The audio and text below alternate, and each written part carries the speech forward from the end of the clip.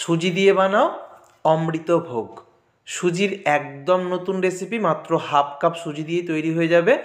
তৈরি করা যেমন সহজ তেমনই কিন্তু মুখে দিলেই একদম মিলিয়ে যাবে, আর এর স্বাদ কিন্তু কোনো দিন ভুলতে পারবে না। একবার বানিয়ে অবশ্যই বাড়িতে ট্রাই করো, কথা দিচ্ছি সবার কিন্তু ভীষণ ভালো লাগবে। রেসিপিটার জন্য এখানে আমি ছোটো চামচের 1 চামচ ঘি কড়াইতে গরম করে নিলাম। এই ঘিয়ের মধ্যে কাজু কিশমিশ ভাজবো। কাজু কিশমিশের পরিমাণটা কিন্তু একটু বেশিই থাকবে। তো কাজু কিশমিশটাকে হালকা লালচে করে ভেজে আমি তুলে নেব। তো ঠিক যেভাবে দেখাচ্ছি এইভাবে রেসিপিটা করবে, একদম ঝটপট হয়ে যাবে আর একদম পারফেক্ট হবে। কাজু কিশমিশটা ভাজা হয়ে গেছে। এবার ওই কড়াইয়ে অল্প যে সামান্য ঘি আছে ওই ঘিয়ের মধ্যে দিয়ে দিলাম হাফ কাপ মতো সুজি। তো সুজিটাকে দিয়ে খুব ভালো করে 2 থেকে 3 মিনিট ভেজে নেব।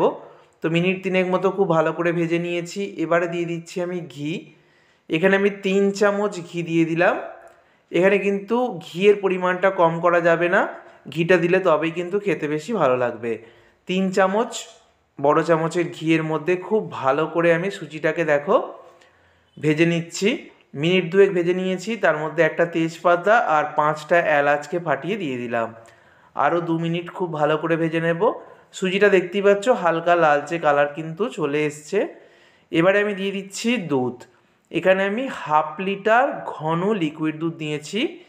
দুধটাকে তোমরা ঘন করে নিতে পারো, মানে মনে করো 1 কেজি লিকুইড দুধকে হাফ কেজি করে নিতে পারো, মানে 500 গ্রাম করে নিতে পারো, অথবা গরম জলের মধ্যে গুঁড়ো দুধকে একটু ঘন করে গুলতে পারো। দুধটা যেন ঘন হয়, প্রথমে অল্প দুধ দিয়ে সুজিটার মধ্যে একটু মিশিয়ে নিয়ে তারপর বাকি সমস্ত দুধটা দিয়ে দিয়েছি।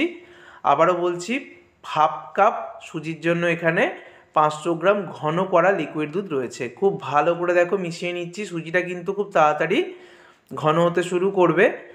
তো যখন দেখবে সুজিটা ঘন হতে শুরু করেছে তখন 2 চামচ এখানে নারকেল কোড়া দিয়ে দিলাম।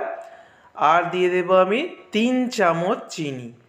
এখানে টোটাল 4 চামচ বা 5 চামচ দিতে পারো, মিষ্টিটা তোমরা পছন্দ মতো নিতে পারো, তবে আমি 3 চামচ দিলাম কারণ শেষে আমি আরও একটা উপকরণ অ্যাড করব। আর ভেজে রাখা কাজু কিশমিশের বেশিরভাগটা দিয়ে দিলাম, অল্প আমি শেষে সাজানোর জন্য রেখে দিলাম। খুব ভালো করে নেড়ে চেড়ে নেবো। চিনিটা কিন্তু গললে এটা কিন্তু আবারও পাতলা হয়ে যাবে কিছুটা। তো দেখো চিনিটা কিন্তু গলতে শুরু করেছে, এটা কিন্তু পাতলা হতে শুরু করেছে। এই অবস্থায় আমি গ্যাস বন্ধ করে দেবো। আমি কিন্তু এখন গ্যাস বন্ধ করে দিয়েছি। গ্যাস বন্ধ করার পর এটাকে হালকা হাতে ছাড়িয়ে দিলাম। হালকা হাতে ছাড়িয়ে দেওয়ার পর এবার শেষ উপকরণটা অ্যাড করছি, সেটা হচ্ছে নলেন গুড়। এখন শীতকালে নলেন গুড় পাওয়া যাচ্ছে, যখন বছরের অন্যান্য সময় করবে তখন তোমরা চিনি ক্যারামেল করে মেশাতে পারো, কালারটা খুব সুন্দর আসবে। তবে এখন যেহেতু নলেন গুড় পাওয়া যাচ্ছে, আমি 1 হাতা মতো ঘন করা যে নলেন গুড় সেটা দিয়ে দিলাম। তো খুব ভালো করে মিশিয়ে নিলেই কিন্তু একদম রেডি হয়ে যাবে। দেখো কালারটা কত সুন্দর চলে এলো। গ্যাস অফ করার পরে কিন্তু গুড়টা মিশিয়ে নেবে। আবারও বলছি, বছরের অন্য সময় যে সময় নলেন গুড় পাওয়া যায় না সে সময় চিনি ক্যারামেল মিশিয়ে নেবে, তাতেও কালারটা খুব সুন্দর হয়ে যাবে। আর শীতকালে বা এই সময় যদি বানাও তাহলে কিন্তু অবশ্যই নলেন গুড় দিয়ে এইভাবে বানিয়ে নেবে। আগে থেকে বাঁচিয়ে রাখা যে কাজু কিশমিশ একটু রেখে দিয়েছিলাম ভেজে রাখা, সেটা ওপর থেকে সাজিয়ে দিলাম।